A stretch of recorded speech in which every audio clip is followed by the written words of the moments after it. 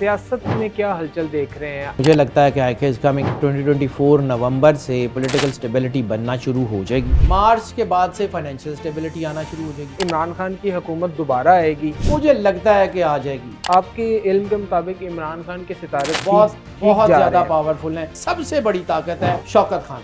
86.2 spiritual powers हों और वो जेल में फंसा हो। 78.2% लाइफ सेट हो, बंदा अपने पैरों पे खड़ा नहीं हो सकता, वो जिंदा कैसे है? आईके की टीम की भी क्लेंजिंग हो रही है, लेकिन अली अमीन के जायचे में भी जो है ना वो कुछ चीज़ें मुझे शेडी नज़र आई हैं। पंजाब में मरियम नवाज साहिबा की हुकूमत जो है वो कितने दिन आपका इल्म कहता है कि रहेगी और कामयाब रहेगी? मरियम नवाज से ज़्यादा पावरफुल जायचा हमजा है। पाकिस्तान इस वक्त शदीद खतरों की ज़ादी है। कैसे पता चलता है कि फलां शख्स के ऊपर काला जादू हुआ है? मुख्तलिफ डायमेंशन है। अस्सलाम वालेकुम नाज़रीन, नियो प्लस के पॉडकास्ट में खुश आमदीद। मैं हूँ खावर बुखारी। आज जो मेरे मेहमान हैं इल्म जफ़र के एक्सपर्ट हैं, इल्मुल आदात के माहिर हैं। आज के इस पॉडकास्ट में मैं भी बहुत कुछ सीखूंगा, आप भी बहुत कुछ सीखेंगे। मेरे साथ मौजूद हैं none other than Haidar Jafri साहब। अस्सलाम वालेकुम सर। वालेकुम अस्सलाम भाई। सर कैसे हैं आप? अल्हम्दुलिल्लाह, मालिक का बेइंतहा करम। सर सबसे पहले तो बहुत बहुत शुक्रिया आपकी तशरीफ़ आवरी का, आपने मुझे शर्फ बख्शा। सर अब बात चल पड़ी है तो ये मुनासिब नहीं है कि मैं आपसे आपके इल्म के बारे में गुफ्तगू करूं और आपसे पूछूं कि आपके पास क्या क्या इल्म है। सब जानते हैं। इल्मुल आदात पे थोड़ी सी गुफ्तगू का आगाज़ करते हैं हम। सर ये इल्मुल आदात क्या है, इनका बातिन क्या है, इसकी हकीकत क्या है? इल्म आदाद जो है वो इल्म कुरानी में से एक बहुत अहम है। एक आयत कुरान पाक में सूरह जिन आखिरी आयत, व आहसा कुल्ला शाइन अददा। आहसा वी सराउंडेड, कुल्ला शाइन एवरीथिंग, अददा within the numerics, we surrounded everything within the numerics. हमने हर चीज़ का आदाद में हिसार कर दिया। और एक सरवर अंबिया सल्लल्लाहु अलैहि वसल्लम की एक हदीस है बड़ी मुस्तनद और मुतवातर सनदों के साथ। सरवर अंबिया सल्लल्लाहु अलैहि वसल्लम ने फरमाया, अजल्ल इल्मान इल्मुल आदाद व इल्मुल अदियान। इल्मों में से दो इल्म बहुत बड़े हैं, एक इल्म आदाद और एक इल्म अदियान, दीन का इल्म। एक और जगह जहाँ पे रिसालत माब सरवर अंबिया सल्लल्लाहु अलैहि वसल्लम ने इसी हदीस में फरमाया, इल्मुल आदाद व इल्मुल अबदान। अबदान यानी जिस्म का इल्म, मेडिकल साइंस। ये दो इल्म या तीन इल्म जिनका सरवर अंबिया सल्लल्लाहु अलैहि वसल्लम बादशाह कौनैन ने जिक्र किया, तो ये पूरी कायनात पे हावी है। अब ये हावी कैसे हैं कि आपकी एक एक चीज़ इनके अंदर जो है वो मौजूद है। जिस तरह कायनात के कुछ निज़ाम हैं, कायनात के कुछ सिस्टम हैं जो वैसे ही चलते हैं। अल्लाह का अदद है 66। मिसाल के तौर पे बता, 6 और 6 12 12 पूरी कायनात को रूल करता है। पूरी कायनात में कहीं भी सॉवरेनिटी होगी, कहीं भी कोई भी सॉवरेनिटी होगी, दैट वुड बी 12। महीने 12, टाइम 12 घंटे, ठीक है।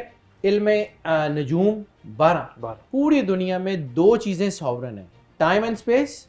टाइम 12, स्पेस होराइजन, इल्म नजूम 12। कुरान पाक में अल्लाह कहता है, वह समाई जातिल बुरूज, कसम है आसमान की कि जिसमें हमने बुर्ज बना दिया। ठीक है, ये इल्म जो है ना, ये इल्म नजूम, ये कुरान पाक से है बेशक। अब इल्म आदाद की बात करते हैं तो अल्लाह का अदद है 66, 6 और 6 12। कुरान पाक में दो आयात हैं। एक अल्लाह ने जो एक है कि हमने तय कर लिया महीने 12 होंगे, और दूसरा है अल्लाह के नज़दीक तो महीनों की तादाद 12 ही है। कुरान पाक तो आया ये 1450 1500 साल तकरीबन पहले, यानी पहली वही से लेके आज तक तकरीबन 1500 साल, इससे ज़्यादा का तो अरसा नहीं गुजरा। तो अगर कुरान पाक को आए हुए इतने साल हुए हैं और आपके पास 12,800 साल पहले के कैलेंडर है, आज तक कोई एक कैलेंडर 12 से डिविएट क्यों नहीं किया? जितने कैलेंडर आपके पास हैं, हर स्कूल ऑफ थॉट के कैलेंडर्स हैं, वो महीने 12 से आगे गए ही नहीं। ना 13 हुए, ना 11 हुए, ना 10 हुए, ना 9 इस्लामी भी हों या कोई हो सर, कोई सिविलाइजेशन। अल्लाह रब्बुल आलमीन है, वो रब्बुल मुस्लिमीन या रब्बुल मोमिनीन नहीं है। वो सबका रब है। जब उसने तय कर लिया कि ये होगा तो फिर वो सबके लिए होगा, वो वाहिद ज़ात है। अब अल्लाह ने तय किया कि महीने 12 हैं, सॉवरेनिटी। दूसरा आदत जो कायनात पे हुकूमत करता है वो सरवर अंबिया सल्लल्लाहु अलैहि वसल्लम का नाम है, वो 11 है, 9 और 2 11, 9। पूरी कायनात में कोई नाउन, कोई प्रोनाउन, कोई वर्ब, कोई एडजेक्टिव, कुछ भी, प्रॉपर नाउन, कॉमन नाउन, यानी आपका नाम हो गया, आपके चैनल का नाम हो गया, दुनिया के किसी शहर का नाम हो गया, किसी गाड़ी का नाम हो गया, कोई नाम, उसको तख्लीक के पैरामीटर पे जमा तफरीक करें, you will get the answer 92, proper 92। अल्लाह कहता है लौला कलमा खलक़तुल अफ़लाक, सरवर अंबिया सल्लल्लाहु अलैहि वसल्लम आपको ना बनाता तो कायनात का कुछ ना बनाता। इसका मतलब ये है कि कायनात में जो कुछ भी है उसके अदाद 12 है, 12। यानी कोई एक कंपनी है, लेट्स सपोज एनी कंपनी, वो 10 करोड़ प्रोडक्ट्स बनाती है, हर प्रोडक्ट के ऊपर उसकी जो है वो ट्रेडमार्क होना चाहिए। तो इस पूरी कायनात पे ट्रेडमार्क है सरवर अंबिया सल्लल्लाहु अलैहि वसल्लम, बादशाह कौनैन के नाम का। ये इतनी बड़ी ताकत है, आप इसको नहीं कर सकते। और फिर आगे इससे चलें, मैं कोई बात इसलिए घुमा रहा हूँ, 12 अल्लाह का, 11 सरवर अंबिया का, दोनों को जमा करें 23, 2 + 3 5। जहां जहां कायनात में अल्लाह और रसूल का मर्जर होगा वहां 5 होगा, 5 होगा। आप इंसान फनफख्तु फीही रूही, रूह अल्लाह ने इंसान के अंदर डाली, अपनी अल्लाह का एसेंस है, ठीक है। और शबाहत सरवर अंबिया सल्लल्लाहु अलैहि वसल्लम पे इंसान बनाया गया, इसलिए इंसान के अंदर 5 सेंसरी सिस्टम, इसलिए 5 डायमेंशन है। आपकी ये मेजर जो अपर बॉडी है, इसके साथ 4 मेजर ऑर्गन्स हैं, हेड, 2 हाथ 2 पाँव, ये सेंटर है आपके मेजर ऑर्गन्स इसी अपर बॉडी में, बिल्कुल ठीक है। आपका जहां भी अल्लाह और रसूल का मर्जर होगा वहां 5 होगा, जहां अल्लाह का एसेंस होगा वहां 12 होगा, जहां सरवर अंबिया सल्लल्लाहु अलैहि वसल्लम का एसेंस होगा वहां 11 होगा। ये कायनात तो पूरी ऐसे ही चलती है, किसी सिविलाइजेशन की डिपेंडेंट नहीं है, किसी जो है इंसान की डिपेंडेंट नहीं है। ये स्पिरिचुअल सिस्टम है जो अपनी मर्जी से चलता है। हम उस सिस्टम को सिर्फ पढ़ सकते हैं, बदल नहीं सकते, हमारी औकात हैसियत नहीं है उसके सिस्टम को बदलने की। सर ये बताइए कि अल्लाह ताला कुरान में फरमाता है कि हमने ज़मीन व आसमान को 6 दिन में खल्क किया। 6 दिन, जब मैंने आयत पढ़ी थी तो मेरे ज़हन में यही चीज़ आई थी कि अल्लाह तो कुन का मालिक है, बेशक है, कुन कह के क्यों नहीं खल्क किया? ये 6 दिन क्या है? उसने कुन कह के खल्क किया, इज़ा अरादा शैअन अन यक़ूला लहू कुन फयकून। तो वैसे तो उसको कुन कहने की भी ज़रूरत है, वैसे तो अल्लाह को इस कुन कहने की भी ज़रूरत नहीं है, वो कुन से भी मावरा है। लेकिन 6 दिन इट्स ए प्रोसेस, ठीक है। आप किसी चीज़ का बीज लगाते हैं, बीज से अगला फल लगने तक, जिसके अंदर फिर दोबारा वही बीज होता है, ठीक है। ये एक पूरा एक प्रोसेस होता है। थ्योरी ऑफ रिलेटिविटी वही है। फिर सरवर अंबिया सल्लल्लाहु अलैहि वसल्लम ने फरमाया ज़र्रे में कायनात का राज ज़र्रे के अंदर, बीज के अंदर पूरा जंगल होता है, उसको निकलने के लिए टाइम लगता है, ठीक है। अल्लाह चाहता तो इंसान का रूह का भी हिसाब ले सकता था, ज़मीन पे क्यों भेजा? मैं बात घुमा सिर्फ इसलिए रहा हूँ थोड़ा सा समझ आ जाए, इसको डायरेक्ट भी किया जा सकता है। लेकिन जब अल्लाह ने वो प्रोसेस रखा कि दुनिया में आएंगे, काम करेंगे, फिर हिसाब लिया जाएगा, इसी तरह कायनात का भी ऑनगोइंग प्रोसेस है। जो अल्लामा साहब ने कहा था ना कि आ रही है दमादम सदाए कुन फयकून, ये कायनात अभी नातमाम है शायद। कायनात का फैसला अल्लाह ने कर लिया। उसके बाद मुख्तलिफ डायमेंशंस के इवॉल्व होने का टाइम है। उसमें वो ये नहीं है कि ये कायनात बनते बनते बनते को बिग बैंग हुआ, फिर सियारे जुड़े, फिर वो हुआ। नो सर, वो कॉन्सेप्ट ही डिफरेंट है। वो जो सित्तत अय्याम वाला कॉन्सेप्ट है, वो ये वाला कॉन्सेप्ट नहीं है। वो सारी दुनिया को इतना आसानी से समझ नहीं आ सकता। बिल्कुल, वो इतना आसान नहीं है कि जी अल्लाह ने 6 दिन में बनाया तो वो कौन कह के भी बना सकता। तो क्या मतलब उन्हें कोई ऐसा कोई देर लगती है उसको करने में? वो अल्लाह कुल्ले शैइन कदीर है, वो इशारा करता है, हो जाता है। वो इसी तरह, इसी की मिसाल के तौर पे अल्लाह चाहता तो जिसको चाहता जब चाहे हिदायत दे सकता है। फिर अंबिया को क्यों भेजा? फिर 1,24,000 नबियों का सिस्टम राइज क्यों किया? इशारा करता सारे मुसलमान हो जाते। इन्ना दीना इंदल्लाहिल इस्लाम, अल्लाह के नज़दीक तो दीन ही और कोई नहीं है सिवाय इस्लाम। सब अच्छे ही होते हैं। अल्लाह ने क्यों कहा? शैतान को क्यों जो है वो मोहलत दी? मोहलत शैतान भी तो वही है ना, अल्लाह का बनाया हुआ है ना, शैतान बाहर से थोड़ी आया, मखलूक तो वो भी अल्लाह की है। सर ये जो अदद होते हैं, इनमें से कौन से ऐसे नंबर हैं जो सबसे ज़्यादा इम्पेक्ट करता है जिनका इंसानी ज़िंदगी के हर ऊपर? नंबर की अपनी अपनी सिग्निफिकेंस। जिस तरह हर इंसान को अल्लाह ने मुख्तलिफ ताकतें दी हैं, किसी को सोचने की, किसी को कुछ, किसी के अंदर कोई हुनर है, अल्लाह ने किसी भी इंसान को कम नहीं दिया। कम नहीं दिया। ठीक है, किसी भी इंसान को अल्लाह ने कम नहीं दिया। इसी तरह हर नंबर की अपनी डायमेंशन है, हर नंबर की अपनी डायमेंशन है। मैं उसमें से चूज ही नहीं कर सकता कि ये अच्छा है ये बुरा। मतलब नंबर्स मीन नंबर्स, उसके अंदर पूरी यूनिवर्स है। ये 3, 6, 9 ये कहा जाता है कि ये कामयाबी का के अदद सर हैं। इसको हम डायमेंशंस के तौर पे देखते हैं। 6 का अदद जो है वो मोहब्बत का नंबर भी माना जाता है, 6 का नंबर पैसे का नंबर भी माना जाता है, 3 का नंबर जो है ये डिविएशन का नंबर भी माना जाता है। इसी तरह 2 नंबर स्पिरिचुअलिटी का है और 2 नंबरियों का नंबर भी 2 है। आप उसको कैसे चेक करेंगे? It all depends on your personal zodiac chart. इसको अगर हम कहें कि जी ये अगर देखें ना, जैसे हम ये 12 स्टार्स हैं, तो 12 स्टार्स में हम रेट कर सकते हैं कौन सा स्टार बहुत अच्छा है और कौन सा स्टार नहीं अच्छा। बिल्कुल, हर स्टार की अपनी अपनी खुसूसियात है। इसी तरह हर नंबर की देखें, पूरी दुनिया में आज तक आपके पास नॉन सिविलाइजेशन तकरीबन 5000 BC, तो 7,500 साल पुरानी आपके पास सिविलाइजेशन की कहानी है। ठीक है, 5000 BC का मतलब ये है कि तकरीबन 7,500 साल, 7,500 साल से जब तक इंसान की नॉन हिस्ट्री मौजूद है, गिनती आज तक 9 से आगे नहीं गई। 9 से आगे नहीं गई नहीं गई गिनती आज तक 9 से आगे। आप इवन वो रोमन में देख लें, वो जो पुरानी जिसे हम कहते थे वो खत मेखी की, कि वो x वहाँ पे 10 वहाँ पे भी x था। ठीक है, नंबर्स 9 से आगे नहीं गए। कौन था जिसने कहा था कि गिनती 9 से आगे नहीं जाएगी? कोई एक कायनात का बनाने वाला था ना, जिसका ये डिसीजन था, जिसने इस सिस्टम को बनाया, 1 से शुरू करके 9 तक लाने वाला वही एक खुदाए वाहिद है। हर एक डिजिट की अपनी है। हर इंसान, मेरे समेत आप समेत दुनिया का हर इंसान अल्लाह की और सिस्टम की नज़र में एक नंबर है। वही नंबर उसका नामा माल है, वही नंबर उसकी सारी ताकत है, वही नंबर उसकी एनर्जी है। बिल्कुल वैसे ही इसमें परसीवेंस का भी है कि हाउ यू परसीव, लेकिन परसीवेंस का उसी तरह आया कि बारिश ऊपर से बराबर बरसती है। वही बारिश के कतरे कहीं फसलें उगाने का बायस बनते हैं और वही बारिश के कतरे कहीं जौहर बन जाते हैं। वही बारिश के कतरे कहीं खुशबू बनाते हैं और वही बारिश के कतरे कहीं बदबू का बायस बन जाते हैं। It all depends. इसलिए मौला कायनात इमाम अली अलैहिस्सलाम ने फरमाया था कि अल्लाह ने इंसान को मुख्तार भी बनाया और मजबूर भी बनाया। मुख्तार इसलिए कि आपको रास्ता दिखा दिया है, आपने चूज करना है, और मजबूर इसलिए कि you are bound to follow the God, that's it. इसके लिए और कुछ नहीं है जी।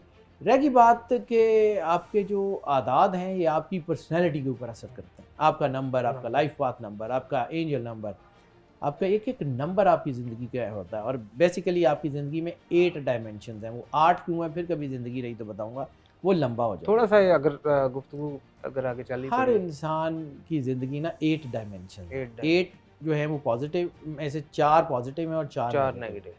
ये दोनों साथ चलते हैं। ठीक है, ये दोनों साथ चलते हैं। इनकी आपस में जो परसेंटेजेस होती है ना, दैट मैटर्स अ लॉट। वो परसेंटाइल आपको बताता है कि ये बंदा स्पिरिचुअल है, ये बंदा नेगेटिव है। 2 तरह के नंबर होते हैं जिनको हम चेक करते हैं। जायचे में 2 तरह के नंबर होते हैं। नंबर वही है 1 से 9 तक। उसमें एक में हम देखते हैं कि इसके अंदर स्पिरिचुअल नंबर, उनको कहते हैं हम स्पिरिचुअल नंबर या डिवाइन नंबर। ठीक है, और एक जिसको हम नेगेटिव नंबर कहते हैं या सैटनिक नंबर कहते हैं या वर्ल्डली नंबर कहते हैं या अर्थली नंबर कहते हैं। मुख्तलिफ जो है ना इसमें स्कूल ऑफ थॉट में मुख्तलिफ इनके राज हैं, उन्हीं को वो परसेंटेज करते हैं। 51% अगर किसी एक में किसी एक तरह के नंबर हो तो हम उसको जो है वो उसी सिमत में रखते हैं। यानी फ़र्ज़ किया एक आदमी का दायचा मैंने देखा है, उसका दायचा मुझे बता रहा है कि 51% स्पिरिचुअल नंबर्स हैं और 49% अर्थली नंबर है। तो इसका मतलब है कि ये बंदा अल्लाह के करीब है। कभी कभी नेगेटिविटी करता है, कभी कुछ काम करता है, लेकिन अंदर से ज़मीर जिंदा है, अंदर से ये इज़ ए गुड बॉय। अब अगर इसी तरह किसी आदमी का जायचा मुझे ये बता रहा है कि जी 70% जो है वो अर्थली नंबर हैं और बाकी सारे हैं, तो ये है कि mostly is a negative man और मोस्टली ही डू नेगेटिव, लेकिन कभी कभी दिल करे तो कोई कदी नेकी हो ही जाती है। तो ये हम इस हिसाब से देखते हैं। बाकी किरदार अल्लाह का है, अल्लाह वो उसने वो देता है। और ज़िंदगी में मतलब वैसे ही एक तजर्बे की बुनियाद पे बता देता हूँ। मेरा बड़ा लंबा अरसा मेरे दादाजी के साथ गुजरा। He was a very senior bureaucrat. तो उनसे मैंने जो चीज़ें सीखी, तो मुझे कहा करते थे कि पुत्र, हम जो कि पंजाबी बोलते हैं घर में, तो जो पंजाबी में जैसे कहते थे वैसे बताते हैं, पुत्र अल्लाह ने ज़िंदगी दे ना इज़्ज़त या काम दी रखी है या किरदार तीसरी किसी चीज़ की इज़्ज़त नहीं। या आपके काम की इज़्ज़त होगी, दुनिया आपके काम की इज़्ज़त करेगी, या आपके किरदार की इज़्ज़त करेगी। स्टीफन हॉकिंग का किरदार कुछ भी हो, लेकिन उसका काम बोलता है, काम, ठीक है। आइजक न्यूटन, वो मतलब he is not Muslim, okay, लेकिन उसका काम बोलता है, दुनिया देखती है। जितने इन्वेंटर्स हैं, साइंसदान हैं, उनका काम बोलता है। और जितने औलिया अल्लाह हैं, दाता सरकार हो गए, कलंदर पाक हो गए, उनका किरदार बोलता है। किरदार और काम दो ही चीज़ें हैं। सर ये जो अदद होते हैं, इनका जायचे में कितना रोल होता है? और जब कोई इंसान पैदा होता है तो उसका जब नाम रखा जाता है, उसके भी अदद निकालने चाहिए? रोल ही अदद का होता है, रोल ही अदद का होता है। नाम भी बेसिकली अल्फ़ाबेट्स जो है उनके अपने अपने नंबर्स हैं ना, अल्फ़ाबेट्स के अपने अपने नंबर्स हैं। तो अल्फ़ाबेट्स जो है वो उनको उन्हीं के आदाद के मुताबिक देखा जाता है ना। हाँ, लेकिन हाँ एक चीज़ ज़रूर है, आपके इस क्वेश्चन में थोड़ी सी क्लैरिफिकेशन दे दूँ कि जब इंसान पैदा होता है ना, तो 4 डायमेंशंस में कोई एक डायमेंशन उसके साथ सबसे ज़्यादा होती चारों ही हैं, लेकिन 4 में से कोई एक ज़्यादा होती है। ये 4 डायमेंशंस कौन कौन सी हैं? उसकी डेट जिस वक्त वो पैदा हुआ है, मतलब डेट एंड टाइम, उसको हम एक गिनते हैं। दूसरा उसका मदर नेम। तीसरा जो उसका नाम रखा जाता है वो, और चौथा उसकी प्लेस ऑफ बर्थ। ये 4 मेजर डायमेंशंस होती हैं जिसको जो है वो हम देखते हैं। उसके बाद तय करते हैं कि इसका नाम उसकी प्लेस ऑफ बर्थ के हवाले से, इसके नाम के हवाले से, और जो डेट ऑफ बर्थ है, डेट ऑफ बर्थ में सन मून दोनों को चेक करते हैं, सन एंड मून बोथ। उसमें ये नहीं है कि सन साइन को फॉलो करेंगे या मून साइन को, दोनों। जिस तरह दुनिया जो है वो तरक्की करती जा रही है, इसी तरह नॉलेजेस भी आपस में इंटरमिंगल कर रहे हैं। और ये नॉलेजेस जब आपस में इंटरमिंगल करते हैं तो नए इल्म बनते हैं। जैसे एस्ट्रोलॉजी अलहदा इल्म था, पामिस्ट्री अलहदा इल्म था। आने वाले वक्त ने बताया कि एस्ट्रोपामिस्ट्री एक इकट्ठा इल्म बन गया। फिर उसमें इल्म आदाद ऐड हुआ, फिर उसमें इल्म कलर ऐड हुआ, इल्म अलवान जिसे कहते हैं, इल्म सात ऐड हुआ, फिर इल्म जफ़र ऐड हुआ। तो आज जिस इल्म की मैं बात करता हूँ, that is called zodiac consultancy. Zodiac consultancy में कुछ इल्म को इकट्ठा देखा जाता है। बिल्कुल वैसे ही जैसे डॉक्टर्स मल्टीपल टेस्टिंग के ज़रिए जो है बीमारी को नैरो कर लेते हैं कि जी ये एग्जैक्टली ये प्रॉब्लम है, इसका ये हल है। तो अगर आप जो है वो इसको मुख्तलिफ इल्म से चेक करते हैं तो आपके पास ज़्यादा ऑप्शंस होती हैं, ज़्यादा रूम होता है कि आप डिफाइन कर लेते हैं कि प्रॉब्लम कहाँ आ रही है, किस वजह से आ रही है, क्या आ रही है, क्यों आ रही है। सर ये बताइएगा कि जो आगे आने वाला साल है 2024 तो बहुत मुश्किल गुजरा, लेकिन जो आने वाला आगे 2025 का साल है उसका अदद भी 9 बनता है, मजमूई अदद 9 बनता है। तो क्या आप समझते हैं कि वो साल पाकिस्तान के लिए बेहतर साबित होगा? पाकिस्तान के लिए तो और नंबर भी बहुत अच्छे हैं। देखें, असल में हर नंबर की अपनी सिग्निफिकेंस है। जैसे मैंने 2024 शुरू हुआ तो मैंने तकरीबन हर चैनल के ऊपर ये बताता रहूँ कि ये मकाफात अमल का साल है। पहले 6 महीने जो करेंगे आखिरी 6 महीने आपको भुगतना पड़ेगा। ये जो है ये एनर्जी का साल है, ये जो है ये कुछ कार गुजरने का साल है, हैपनिंग्स का। आपने जंगें होती हुई देखी। 9 जहाँ पर जो है वो ताकत का अदद माना जाता है, वहाँ पे कंप्लीशन का और साइकिल का अदद माना जाता है। यानी 9 का अदद जो है वो जहाँ कुछ चीज़ों के कंप्लीट होने का अदद है, वहाँ नई चीज़ों के शुरू होने का अदद भी वही। सियासत में क्या हलचल देख रहे हैं?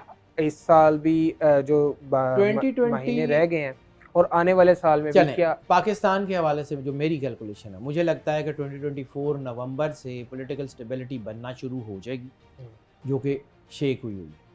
2026 मार्च के बाद से फाइनेंशियल स्टेबिलिटी आना शुरू हो जाएगी, और 2026 से 2.5 से 3 साल बाद पाकिस्तान G8 में होगा। G8 अभी आज ये ख्वाब लग रहा है आपको, अभी शायद आपको लगे कि ये नहीं है, लेकिन आप कैलकुलेट कर लीजिएगा जितना कि मुझे आता है उसकी रोशनी में मुझे लगता है कि पाकिस्तान का बहुत अच्छा वक्त है।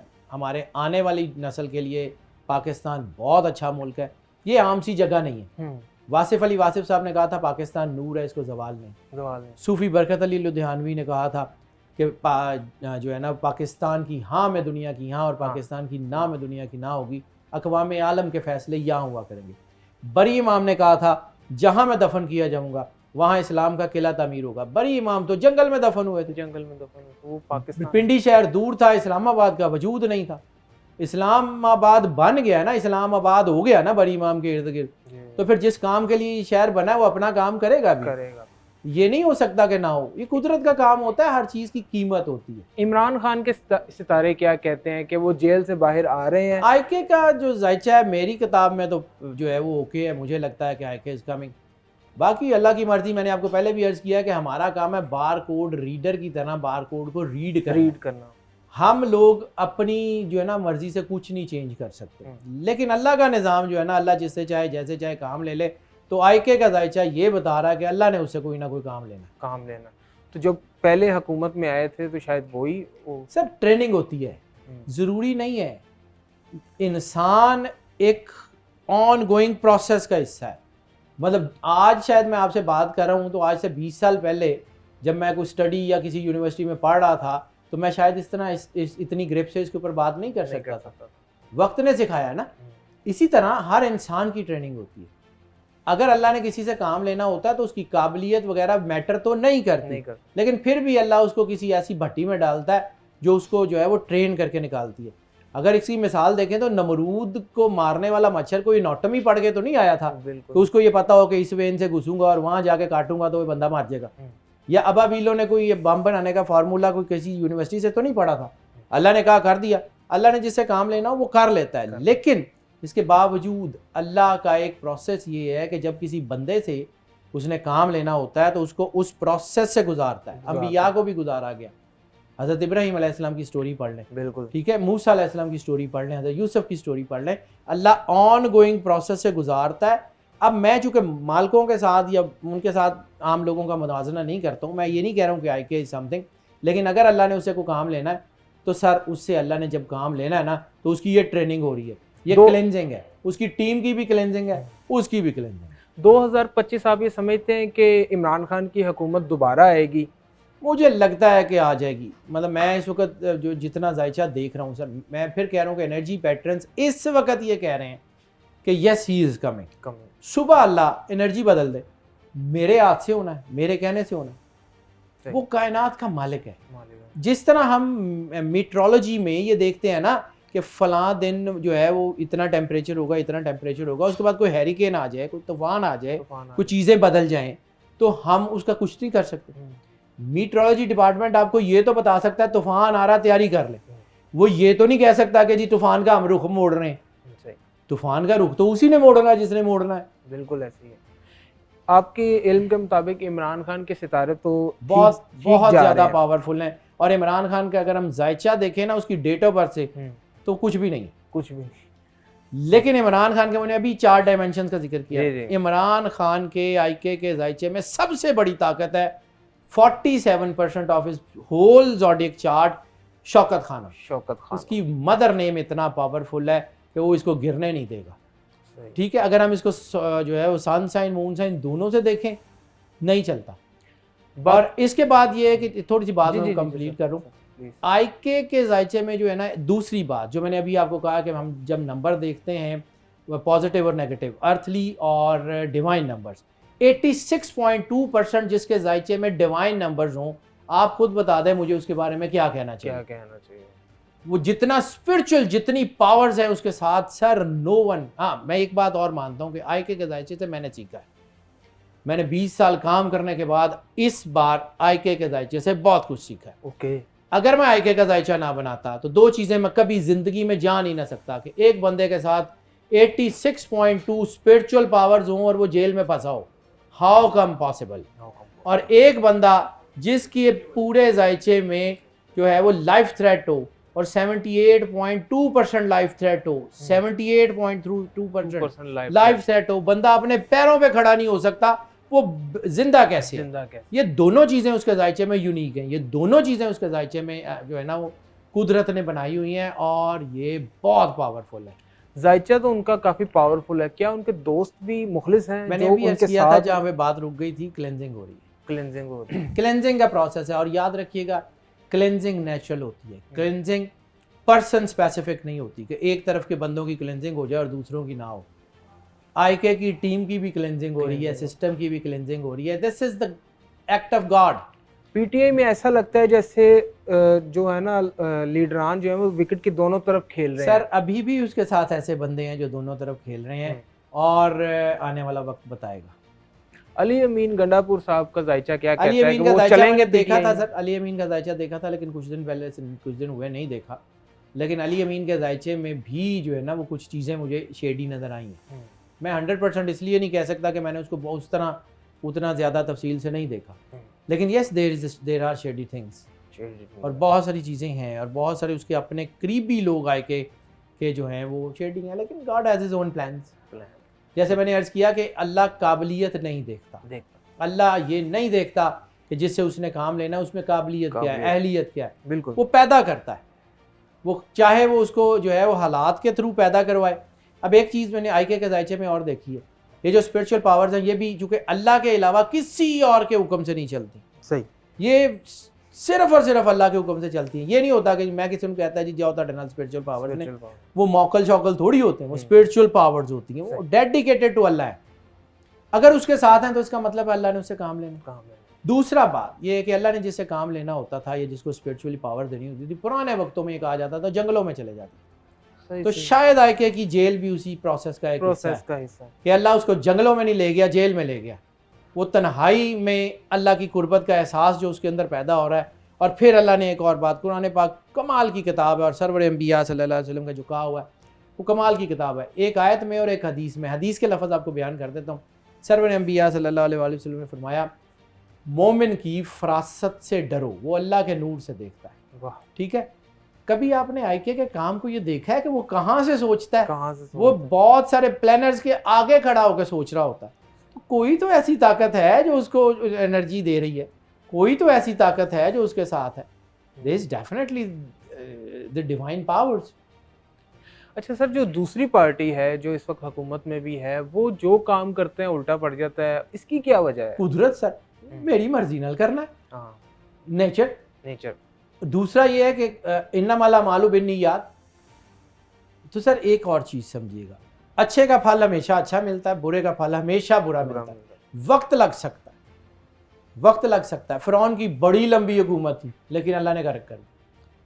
नमरूद की बड़ी लंबी हुकूमत थी, अल्लाह ने ख़त्म कर दी। So God has his own plans. अल्लाह की मर्जी, अल्लाह मौके देता है हर इंसान को, हर इंसान अच्छे बुरे को अल्लाह मौके देता है कि वो बुराई से बाज आ जाए, वो अच्छाई में आगे चला जाए। हर इंसान को अल्लाह मौके देता है। जब मौके से फ़ायदा उठा लिया जाएगा आपकी कामयाबी हो जाएगी, फ़ायदा नहीं उठाएंगे तो गिर जाएंगे। अब कोई शख्स जो है अपने उसी दरख्त को काट रहा है जिसके नीचे वो बैठा हुआ, तो दरख्त भी उसके ऊपर ही गिरेगा ना। वो कहता रहा कि जी तुसी बड़े अंतर्यामी हो, तुहानू बड़ा कुछ पता नहीं। Sir it's nature. पंजाब में मरियम नवाज साहिबा की हुकूमत जो है वो कितने दिन आपका इल्म कहता है कि रहेगी? मैंने कैलकुलेट कामयाब रहेगी?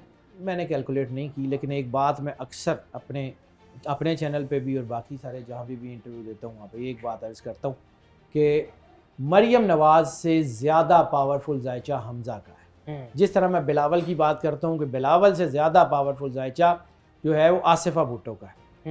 मुझे लगता है कि दोनों पार्टीज़ में चेंज हो जाएगी आने वाले वक्त में। मुझे लगता है कि आने वाले वक्त में ना इंटरनल, और एक बात अक्सर जो मुझे समझ आती है, system with in the system, state with in the state ठीक होगी। बाहर से कुछ नहीं होना। वो जो उम्मीदें लगाई हुई हैं कि जी फलां सदर आ जाएगा, फलां सदर आ जाएगा, वो भी अमरीकी जे जो आ भी गया ना तो उन्हें अपना काम करना, उन्हें साडा नहीं करना। और ये जितना आप जो है ना ये जितने इस सिस्टम के साथ ये है, इसको सिर्फ और सिर्फ अगर आप अल्लाह से जुड़ जाएंगे, खालिक के साथ जुड़ जाएं, मखलूक आपको रास्ता देने पे मजबूर होगी। नहीं जुड़ेंगे जो मर्जी कर लो, ਤੁਹਾਡਾ होना कख नहीं। ईरान के सितारे क्या कहते हैं कि ईरान ने एक जो बेड़ा उठाया है इसराइल के साथ उसने मथा लगाया बाकायदा तौर पे, तो आप क्या समझते हैं कि वर्ल्ड वॉर 3 होने जा रही है? सर ईरान के मथा लगाने से बहुत पहले यमनियों ने भी मथा लगाया हुआ है। और एक हदीस से शुरू करता हूँ इसके ऊपर। ये जो चीज़ें होने जा रही हैं ना, ये सामने दीवार पे लिखी हुई हैं, किसी को नज़र नहीं आती तो वो अपनी आंखों का इलाज करवा ले। रिसालत माब सरवर अंबिया सल्लल्लाहु अलैहि वसल्लम का फरमान है कि तुम देखोगे कि वो लोग के जिनके पैरों में जूते नहीं होंगे वो दुनिया की बड़ी बड़ी ताकतों का नाक ज़मीन पे रगड़ देंगे। ठीक है, यमनियों के पास तो यूनिफॉर्म भी नहीं, यमनियों के पास तो जूते भी नहीं। कितने बड़े बड़े बेड़े गर्क किए हैं उन्होंने समुद्रों में। रेड सी हॉट होना है सर, दुनिया में ये चीज़ें होनी है। ठीक है, जितनी हम जो है ना वो हदीसें ख़ास तौर पे एंड ऑफ टाइम के हवाले से, तो this is the beginning of end of time.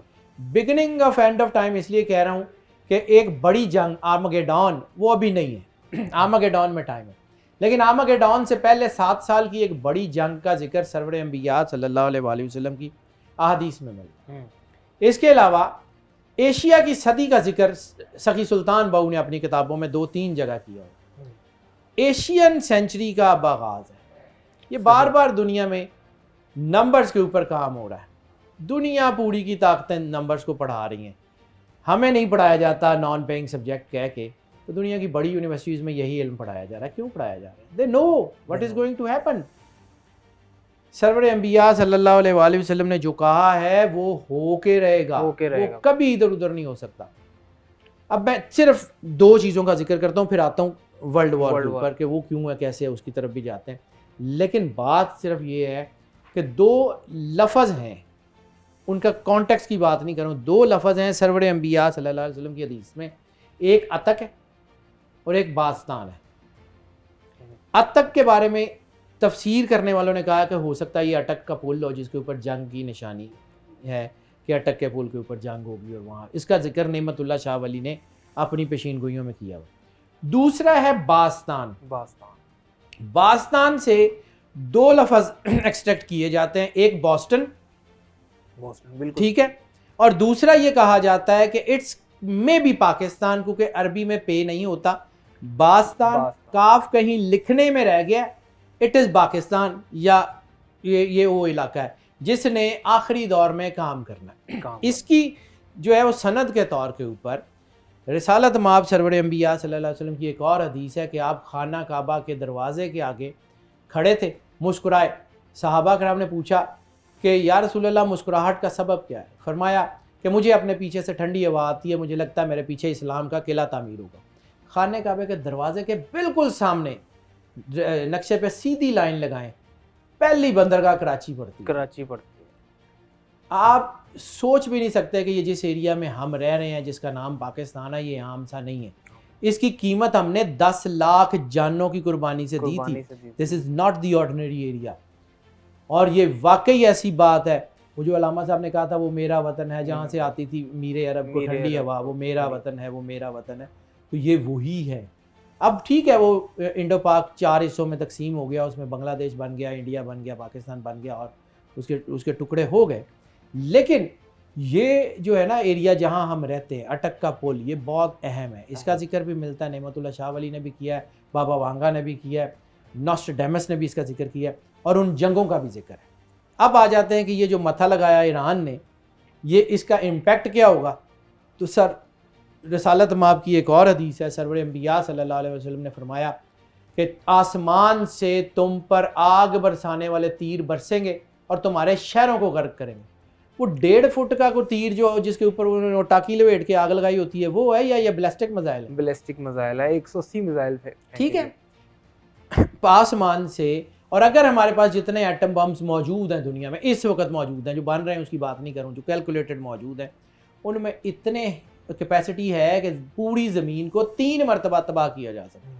यार शबराते चलाने में वो जो मौला इमाम मेहदी अलैहिस्सलाम का है कि 100 कोस पे दिया जलेगा, तो वो 100 कोस पे दिया इसीलिए चलेगा ना, बड़े बड़े शहर तबाह होंगे। लेकिन अभी कब होंगे? आर्मागेडॉन की बारी है, जाएगी बात। तो सर पाकिस्तान इस वक्त शदीद ख़तरों की ज़द में, मशरक़ वुस्ता में लगने वाली आग पाकिस्तान पहुँचते टाइम नहीं लगेगा। बिल्कुल। और जो मुझे कैलकुलेशन नज़र आ रही है उसकी कैलकुलेशन में ओमान से उठने वाले शोले सबसे पहले गवादर पहुंचेंगे। मुझे लगता है कि चाबहार से उठने वाले शोले सबसे पहले इसी तरफ ही आएंगे। मुझे लगता है कि जिस दिन चाइना इस जंग में इन्वॉल्व हुआ, गिलगित बल्तिस्तान उसमें इन्वॉल्व होगा बिल्कुल। मुझे लगता है कि जिस वक्त ये जो है वो चाइना इसमें इन्वॉल्व हुआ, हॉट जो है ना वो साउथ चाइना सी वो हॉट वाटर्स बन जाएंगे, वो सारे के सारे वहाँ पे आग लगेगी। जिस वक्त ये चीज़ें उलझी तो मुसलमानों की रियासतें तुर्की, आज़रबाईजान ये इसमें इन्वॉल्व होंगे। ये सेग्रीगेशन नेचुरली बन चुकी है, सिर्फ इशारे की देर है। पाकिस्तान डिप्लोमेटिक इश्यूज में भी घिर जाएगा अगर सर बिल्कुल घिर जाएगा, लेकिन उससे पहले यहाँ पे इतनी स्ट्रॉन्ग गवर्नमेंट होगी जो संभाल लेगी। अल्लाह गिरने नहीं देता। बात सिर्फ इतनी है, जो नेचर्स लॉ है वो बड़ा बेरहम भी होता है। नेचर्स लॉ में माफ़ी नहीं है। अल्लाह के कानून में तौबा का असूल है, नेचर्स लॉ में कोई माफ़ी नहीं है, कोई कुछ नहीं है। आग की जो है फितरत है, जलाना है तो वो जलाएगी, मौजज़ा हो जाए तो नहीं जलाएगी, वरना वो जलाएगी। इसी तरह इंसान अगर अल्लाह के बनाए हुए सिस्टम के ऊपर चलेगा तो वो पावरफुल रहेगा, वरना वो गिर जाएगा। रहेगी बात कि इस जंग के अंदर पाकिस्तान की डिप्लोमेटिक पॉलिसी, तो सर वो ऑटोमेटिकली ठीक होगी। बरी इमाम was a man of God, spiritual आदमी है, बहुत बड़ी पर्सनैलिटी है। तो सर ये 1963 से पहले कोई सोच सकता था इस्लामाबाद बनना? नहीं, कि यहाँ बनेगा। बरी इमाम ने 300-350 साल पहले कहा था कि जहाँ मैं दफन किया गया हूँ, आज पूरा रेड जोन उसी के इर्द गिर्द है, पूरा इस्लामाबाद बरी इमाम के इर्द गिर्द है। ठीक है, तो ये किसने कहा था? ये होता है ना। सूफी बरकत अली लुधियानवी बहुत बड़े स्टेचर के आदमी हैं। दूसरा सरफराज शाह आज मौजूद हैं, is a very good man, is very learned man, very spiritual man. उन्होंने भी यही कहा था कि पाकिस्तान जो है वो रॉकेट की तरह तरक्की करेगा। उन्होंने बल्कि ये कहा था कि 2-3 महीने जो है वो डंडा चलेगा, तो डंडा खा लें, उसके बाद आने वाले वक्त में ये जो है ना आगे चला जाएगा। तो ये होगा सर। पाकिस्तान की फॉरेन पॉलिसी इतनी मजबूत होगी कि दुनिया इसकी बात सुनेगी, सुनने पे मजबूर होगी। ईरान ने सर इस जंग में काफ़ी कुर्बानियाँ भी दी हैं। पहले कासिम सुलेमानी साहब, फिर हसन नसरुल्लाह साहब, फिर इस्माइल हानिया साहब। ईरान की काफ़ी कुर्बानियाँ, तो क्या वो रंग लाएंगी आगे? बिल्कुल लाएंगी, क्यों नहीं हो सकता सर। ईरान की कुर्बानियों को तो आप भूल जाए ना। फ़लस्तीन के बच्चों की फ़लस्तीन की माओं की, फ़लस्तीन के लोगों की, लबनान के लोगों की, बच्चों की, उनकी कुर्बानियाँ, वो क्या कोई वो मतलब उनकी माए नहीं है, उनके बच्चे नहीं है, उनका कोई अल्लाह नहीं सुनने वाला। सर ये होगा, ये पूरा सिस्टम बदलने जा रहा है। जब चीज़ें बहुत ज़्यादा हाइप पकड़ लेती है ना तो वो जवाल की तरफ आती है। सूरज भी जब सवा नेज़े पे आ जाता है तो ढलना शुरू कर देता है। ये नेचर्स लॉ है। नेचर्स लॉ है कि every action has its reaction. तो ये ईरान के अंदर भी बहुत सारी चेंजेस होंगी। ईरान के अंदर भी कौन सा कुछ मतलब वहाँ दूध और शहद की नहरें बह रही हैं, सब तरफ क्लेंजिंग होती है। क्योंकि जो भी शख्स अपना एहतसाब नहीं ना करता, अल्लाह फिर उसका एहतसाब करता है, फिर नेचर एहतसाब करती है। और नेचर का एहतसाब ऐसा नहीं होता कि जिसमें कोई माफ़ी हो। तो क्या सर समझते हैं कि इस जंग का रुख कहाँ पलटेगा? और सर ये जंग मैंने अभी बताया कि ये फैलेगी जंग। ये रशिया की जंग अभी आपको बज़ाहिर लग रहा है कि बड़ा सुकून हो गया हुआ है, ये एकदम से ये फ्लेयर अप होगी टर्की के इर्द गिर्द। अच्छा एक और चीज़, कॉन्स्टेंटिनोपल का बार बार सरवर अंबिया सल्लल्लाहु अलैहि वसल्लम ने जिक्र किया, बार बार जिक्र किया कि जो कुस्तुनतुनिया को फ़तह करेगा, कॉन्स्टेंटिनोपल को फ़तह करेगा, वो बहुत बड़ा नेमल अमीर, वो जो लश्कर फ़तह करेगा उसका अमीर बहुत अच्छा होगा, नेमल अमीर, वह नेमल जैश, बेहतरीन जैश होगा, बेहतरीन लश्कर होगा। सुल्तान मोहम्मद फ़ातह के बाद तो ऐसा कोई बंदा उभरा ही नहीं अभी तक। तो ये कॉन्स्टेंटिनोपल की फ़तह क्या ऐसे ही all in vain? No sir, Constantinople से दुनिया बदलेगी। और एक और चीज़, सिर्फ कोई नंबर्स का आदमी हूँ, मुझे ज़्यादा तो नहीं आता, लेकिन जितना आता है उसकी रोशनी में बता दूँ। मस्जिद अक्सा, मस्जिद हराम और कॉन्स्टेंटिनोपल में आया सूफिया, इन 3 जगह पे नज़र रखिएगा, यहाँ से आवाज़ उठेगी सबसे पहले। सर बात को थोड़ा सा आगे और बढ़ाते हैं। काला जादू और आपका जो इल्म है इसका तोड़ करता है काले जादू का, कुरान से, हदीस से और दूसरी चीज़ें। ये काला जादू की क्या हकीकत है? ये किस तरह होता है? इसके असरात कैसे शो होते हैं अगर किसी पे हुआ हो तो? अगर आप कहें ना, जादू इटसेल्फ कुछ भी नहीं है, इटसेल्फ नथिंग। अंधेरा इटसेल्फ क्या है? रोशनी के ना होने की वजह। रोशनी ना हो तो अंधेरा खुद ब खुद हो जाता है। इंसान अगर अपने अंदर नूरी है, इंसान अगर अपने अंदर से अल्लाह के करीब है, जरूरत ही नहीं है किसी चीज़ की आपके ऊपर हाथ डाल लें। हक कह दो, वहाँ से देखें ये शेडोज क्यों बनते हैं कि इस लाइट और में जो है ना नीचे दरमियान कोई चीज़ आ गई। जादू इसलिए होता है कि इंसान और अल्लाह के दरमियान कुछ शेडोज क्रिएट हो रहे होते हैं, वो ग्रे एरियाज जो होते हैं वो आपको जो है वो नुकसान देते हैं। अब रहेगी बात कि जादू होता क्यों है, तो सर जादू सिर्फ और सिर्फ इंसान को अल्लाह से दूर करने के बाद वो इंसान इतनी नीची सतह के ऊपर होता है कि उसको कभी भी काबू किया जा सकता है। दुनिया में मेरे पास बहुत सारी चीज़ें ऐसी आती हैं, मैं मिसालों से बात करने वाला आदमी हूँ। ये वो इंसान है जिसको इन सब मखलूकों ने, तमाम मखलूकों ने सजदा किया है, ठीक है, इनकी जरूरत है इसके ऊपर हाथ डालने, ये अपने मकाम से गिरेगा, ये हावी होंगे, ठीक है। वो सारी दुनिया कहती जिन लाओ जी, जिन चढ़ गया जी, जादू हो गया। इसको कोई नहीं कहता, तू इंसान का बच्चा बन, तुझे कुछ भी नहीं है।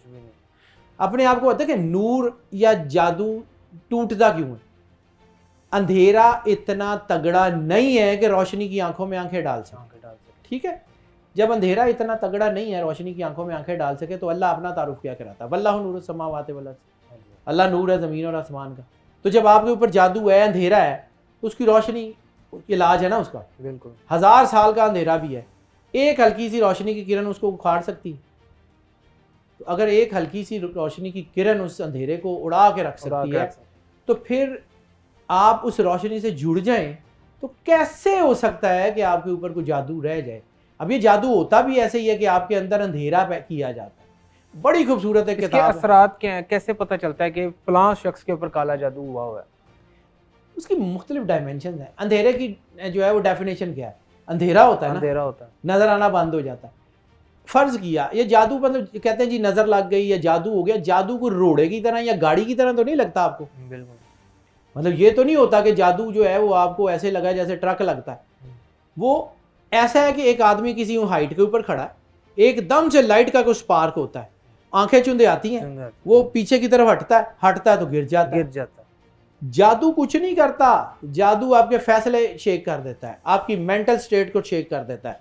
जादू आपके जो है ना वो आपके जो है ना डिसीजंस को, आपकी कैपेसिटीज कैपेबिलिटी को शेक कर देता है। आप खौफ से ही गिर जाते हैं। मुझे बंदा मार देता जादू ने बंदा नहीं मारा।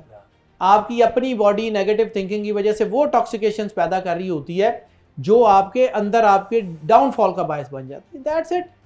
इसको समझना चाहिए। This is pure science. This is not that kind of जो है वो तोहम परस्ती और समथिंग। दूसरी बात ये है कि हाँ, कुछ लोग कहते हैं जी हम तो जादू को मानते नहीं, तो तुसी ना मनो। चमगादड़ को सूरज नजर नहीं आता तो इसका मतलब है वो है नहीं। जब सरवर अंबिया सल्लल्लाहु अलैहि वसल्लम ने कहा कि इन्ना सहरा हक़ुन वस्साहिरुन काफिर, कि जादू हक है लेकिन करने वाला काफिर है, तो इसका मतलब है कि सबसे पहले क्या होता है कि जब आप सोचते हैं कि आपने जादू की तरफ जाना है, सोचते हैं सिर्फ, आपको सबसे पहले क्या होता है, आपका ईमान का सर कट जाता है, बाकी चीजें खत्म, बाकी वो ठीक है। कभी आप दुनिया में देखें, हिस्ट्री ऑफ गोल्डन रूप बहुत कमाल की किताब है, अगर कभी मौका मिले तो बेटा जरूर पढ़ना जी। वो उसमें जादू की सारी हिस्ट्री लिखी हुई है, कैसे आई, क्यों आई। कुरान पाक में भी हमें जिक्र मिलता है कि जी वो 2 फरिश्ते थे, हारूत और मारूत, जो जादू लेके नीचे आए और उन्होंने सिखाया। तो दुनिया में 2 औरतें ऐसी हैं जिनके बारे में जिक्र किया जाता है कि जिनको उसने जादू सिखाया था। हो सकता है वो एक ही हो, मुख्तलिफ सिविलाइजेशन में उनके नाम डिफरेंट हो। सर हम काले जादू पे बात कर रहे थे, कहा यह जाता है, ये तासुर है कि जिन लड़के लड़कियों की शादी नहीं हो रही, वो बड़े कहते हैं तो काला जादू है, काला जादू है। तो सर कोई ऐसे वजीफ़ा बता दें कि ये जो कुंवारे लड़के लड़कियां हैं इनकी शादी जल्द हो जाए, या कुरान से कोई इनको आयत बता दें, कोई ये पढ़ लिया करें तो इनकी कोई शादी वगैरह। सर मेरे पास भी ये क्वेश्चन आते हैं, वो जो चीज़ हमें समझ नहीं ना आती हम जादू पर डाल वो एडे वेले ने कि वो हर बंदे तो जादू होया होता है। वो अम्मी जी को रिश्ता पसंद नहीं आ रहा होता तो वो बंदिश हो जाती है। मैं बड़ा सीधी सीधी बातें करने वाला आदमी हूँ जी। बात ये है कि ठीक है बंदिश होती है, लेकिन इट ऑल डिपेंड्स। वजीफ़ों से मैं चूँकि साइंस का आदमी हूँ भाईजान, कुरान पाक विरदों वजीफ़ों की किताब नहीं है। कुरान पाक ऐसी किताब नहीं है कि जो जिसमें विरद और वजीफ़े हों। कुरान पाक हिदायत की किताब है, हमने उसको विरदों वजीफ़ों पे लगा लिया है। विरदों वजीफ़ों से अगर सारे काम ठीक होते हो ना, मैं बाद का थोड़ी ब्लंट स्टेट जो है वो भी दे जाता हूँ, लेकिन अगर सिर्फ कुरान पाक या सिर्फ इससे होते हो, मैं कुरान पाक की ताकत का कायल हूँ। मुझे पता है, मैं सरवर अंबिया सल्लल्लाहु अलैहि वसल्लम की ज़ुबान से जो कुरान पाक जारी हुआ है, जो जिब्राइल लेके आया, बहुत बड़ी ताकत है। वो दुनिया का हर चीज़ बदल सकता है। लेकिन क्या हमने उसे हिदायत पकड़ने की बजाय हमने उसको इस काम पे लगा लिया है? तो अगर विरदों वजीफ़ों से ही सारे मामला ठीक हो जाते होते और हमें प्रैक्टिकली कुछ ना करना पड़ता, तो फिर आज कोई हाफिज या कारी अमेरिका का सदर होता। ठीक है, उनको कोई मसला ना होता, वो तो सारा दिन पढ़ते हैं सर। इसके साथ प्रैक्टिकलिटी, मैं बात कंप्लीट कर लूँ, वो आधी रह गई। प्रैक्टिकलिटी, आपको शदीद प्यास लगी हुई है, सामने गिलास में पानी है, आपने जेब से तस्बीह निकाली और पढ़नी शुरू कर दी, 10 लाख दफा कुछ भी पढ़ लें, प्यास बुझ जाएगी, प्यास नहीं बुझे, पानी पीना पड़ेगा। इस तरह जो अल्लाह ने सिस्टम बनाए हुए ना सर, वो करने पड़ते हैं, इसको करना पड़ता है। रह गई बात बंदिश की, तो नेचर में कुछ चीजें होती हैं, कुछ चीजों पे अल्लाह ने टाइम रखा होता है। वासिफ साहब का एक जुमला है कि जो है ना, परेशानी हालात से नहीं ख्यालात से पैदा होती है, क्योंकि आप अल्लाह की बनाई हुई तकदीर से आगे चलने की कोशिश कर रहे होते हैं। मैंने एनर्जी की बात की कि जब आप एनर्जी को जो है वो आगे से पकड़ने की कोशिश करते हैं ना, तो एनर्जी आपको पैरों में दे के निकल जाती है। अल्लाह का बनाया हुआ सिस्टम होता है, उसमें बहुत सारी चीज़ें होती हैं, बहुत सारे कॉम्प्रोमाइज़ भी होते हैं। ठीक है, उसको करें। इस्तिखारा बहुत अच्छा रास्ता, इस्तिखारा करें, कुरान पाक तरतीब से पढ़ें, जितना पढ़ा जा सकता है पढ़ें, नफल जितने पढ़े जा सकते हैं पढ़ें, दरूद पाक जितना पढ़ा जा सकता है पढ़ें, आपको रास्ता मिलेगा। लेकिन अगर आप उसको कहें कि जी फलां पढ़ाई से हो जाएगा, तो पढ़ाइयाँ नल नहीं होता। मेरे पास जब मैं मतलब अक्सर ये आते हैं, स्टूडेंट्स भी आ जाते हैं, सर हमारे पेपर्स हैं तो मेरे को वजीफ़ा बता दें, तो मेरी तरफ से एक ही वजीफ़ा होता है, टेक्स्ट की किताबें पढ़ोगे, कोर्स की किताबें पढ़ोगे तो पास हो जाओगे, बाकी पढ़ाइयाँ नल कुछ नहीं जो। नाज़रीन, हमारे साथ मौजूद थे जनाब हैदर जाफरी साहब। सर आपका बहुत बहुत शुक्रिया आपके टाइम का, इस पॉडकास्ट से बहुत कुछ सीखने को मिला। इंशाल्लाह ताला अगली नशिस्त में आपके साथ मज़ीद तफसीलन भी बात हम करेंगे। अल्लाह हाफ़िज़।